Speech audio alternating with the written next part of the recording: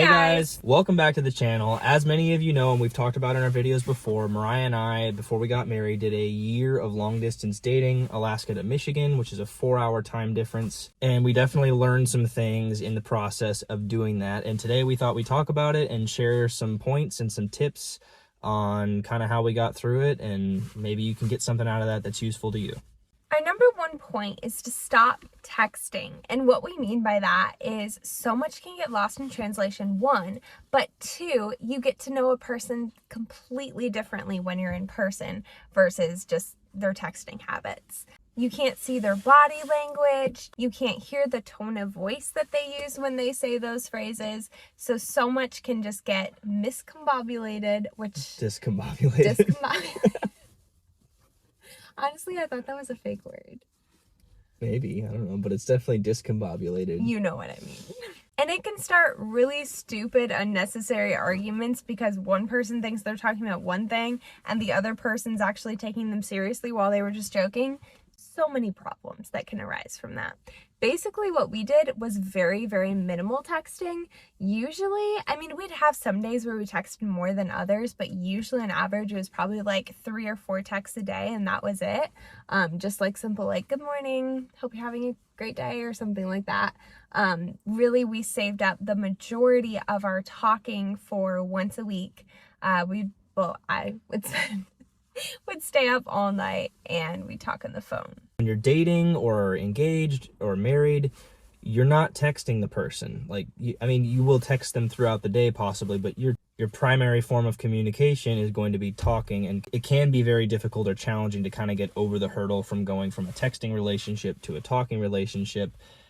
It's just better to just get used to talking, get through all of that when you're long distance. So when you're in person, it makes things a lot easier. You're already used to each other, your voice. And you're not like nervous when you see the person That because too. It's like not the first time that you've seen them in months. Yeah, it definitely, well, seeing them if you're doing like video calls or, yeah. By the way, video calls are definitely far better than doing anything else. Yeah, than anything else. Phone calls are great, definitely a close second, but if you can video call somehow, definitely do that.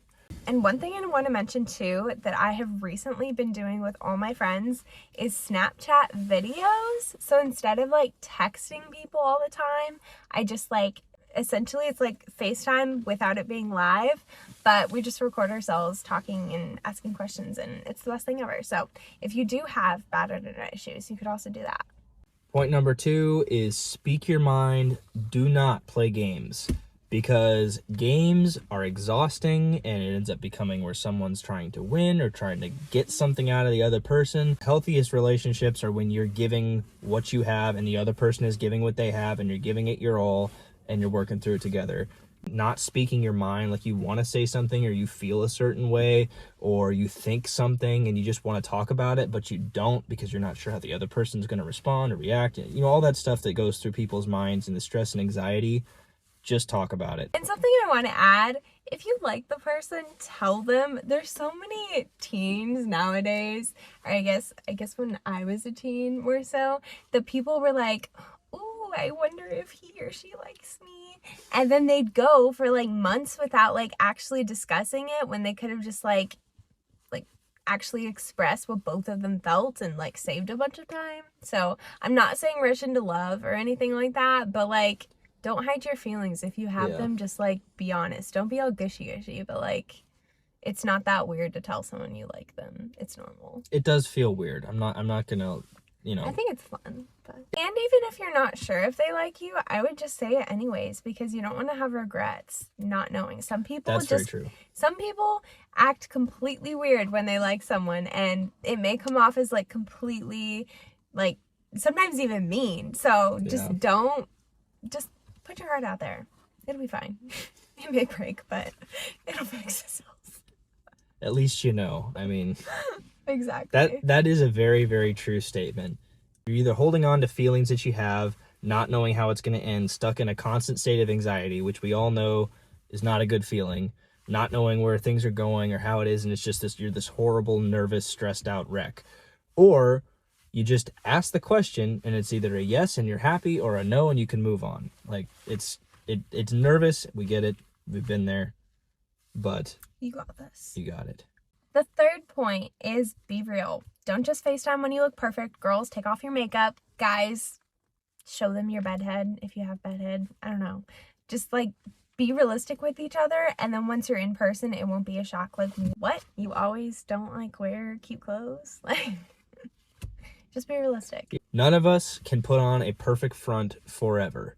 It's just not possible, and it's lying. So for guys, don't like do push-ups and pull-ups and everything to get your muscles all pumped before you take your shirt off every time. Like different things that we can. Because obviously everyone takes off their shirt all the time on FaceTime. Yeah, not based on a real example. Babe, the fourth point is FaceTiming dates. People are so creative nowadays with all the different things that they can do when they're hundreds of miles apart, or thousands like we were. But this can be both ordering food from the same restaurant, reading the same book. We encourage you to ask those hard questions now, because literally all you can do during this time is ask questions and talk and get to know each other. So take full advantage of that. Ask all the nitty-gritty hard questions that you want to ask, but you might be too afraid to. Yeah. Get those out of the way as soon as possible. You're not distracted by all the physical stuff. You're not distracted by like, oh, how do they think I look? Like anything like that. You're focused on the person, learning about them, talking to them, and building a relationship. So do that. The fifth point is while you're taking time to text a little less, be sure when you go throughout your day, write down little moments that you want to tell your significant other about. For us, since we only talked on the phone once or twice a week at the end of the week, then throughout the week, I was sure to, literally write down specific things that I wanted to tell Justin about that either were funny or questions that I thought of that I wanted to ask him. And that way it made our phone calls a lot more intentional, and we weren't just talking about surface level stuff. It was actually beneficial to both of us. Our next point can be really difficult depending on life situations, and it may not be totally possible. But point number 6 is do your best to set a timeline. Set a timeline for when your relationship can move from long distance to in person. You want to make that transition and not go on too long. Always just have an end goal in mind, something that you both can look forward to, even just like a general year. Like be like, okay, we're only going to do this 2-3 years max. We're going to say by 2025, we're done. At that point, we're moving together, wherever that may be, and long distance is no longer a thing for us. Always have an end goal in mind. Even if you're like 15, be like, dude, okay, where do you see the future headed? Yeah. Also, I looked this up. According to Google, month 4 of long distance relationships are the hardest. So if you can make it past month 4, and if you notice that your things are getting a little challenging in month 4, don't worry, it's normal. Point number 7 is once you are finally together in person, give yourself grace for all the unnaturalness. You just went however long without seeing this person that you absolutely adore, and things might be a little weird. Actually having them like touchable and in the flesh, it's just normal human stuff. It doesn't mean your relationship is fake or that it's crumbling. It's okay. Things will be normal very shortly. The last point that we have for you, though your relationship may be very advanced emotionally, give yourself time for your physical relationship to develop and blossom, because it's so rewarding and so special.